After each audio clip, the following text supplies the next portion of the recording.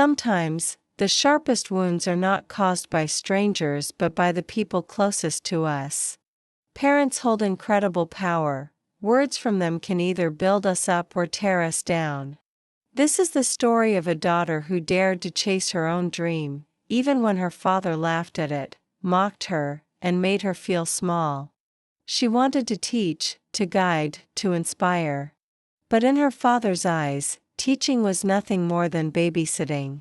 What he didn't know was that the very career he dismissed would one day give his daughter the power to decide his future. My name is Anaya, and from as far back as I can remember, my father had a clear vision for me. In his world, there were only 3 respectable careers: doctor, engineer, or lawyer. Anything else was, according to him, a waste of intelligence. When I was in school, I found joy in helping others learn. I loved explaining things, watching my friends' faces light up when something finally clicked. That's when I knew I wanted to be a teacher. The evening I told my father, his reaction scarred me. "Dad, I think I want to be a teacher," I said shyly, expecting encouragement. Instead, he laughed. It wasn't a kind laugh, it was sharp, dismissive, and cruel. "A teacher? That's not a career, Anaya. That's babysitting. You'll ruin your life if you go down that road." My mother sat silently, avoiding my eyes. I felt a lump in my throat, but I said nothing. That night, I cried quietly into my pillow, but I also made a promise to myself. One day, I would prove him wrong. Years passed, and I enrolled in university to study education. Every semester was a struggle, not just the academics, but living with the constant cloud of my father's disapproval.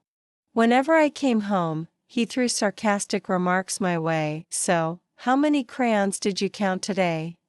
Did you learn any new nursery rhymes?" Each jab stung, but I kept my head down and worked harder. Life after graduation was tough. Teaching was underpaid and undervalued. My friends in banking, engineering, and medicine posted pictures of cars and apartments, while I worked double shifts to pay rent. Late at night, my father's words haunted me. Maybe he was right. Maybe teaching wasn't enough, but I refused to give up. I poured myself into my work, not just in classrooms but in research. I studied curriculum reforms, wrote papers, and spoke at conferences.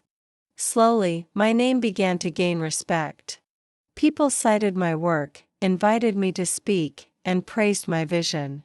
The babysitter label no longer fit. Then came the twist of fate that changed everything. The government launched a new national education grant program, a prestigious fund for academics and researchers. To my shock and pride, I was appointed as one of the program's managers.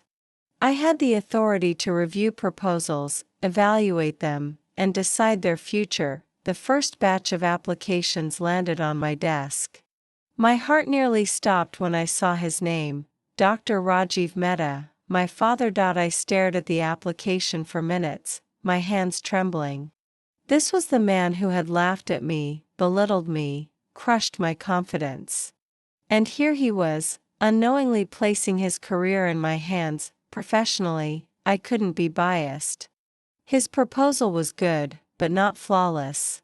I graded it fairly, conditional approval. It needed revisions before funding. Weeks later, the feedback meeting was scheduled. I'll never forget that day. The door opened, and my father walked in. His confident stride faltered the second his eyes met mine. "You?" His voice cracked with disbelief. I looked at him calmly and said, "Yes, Dad. I'm the grant manager." For the first time in my life, there was no laughter on his face.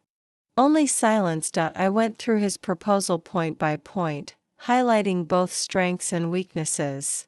He listened quietly, his usual arrogance replaced with something else, shame.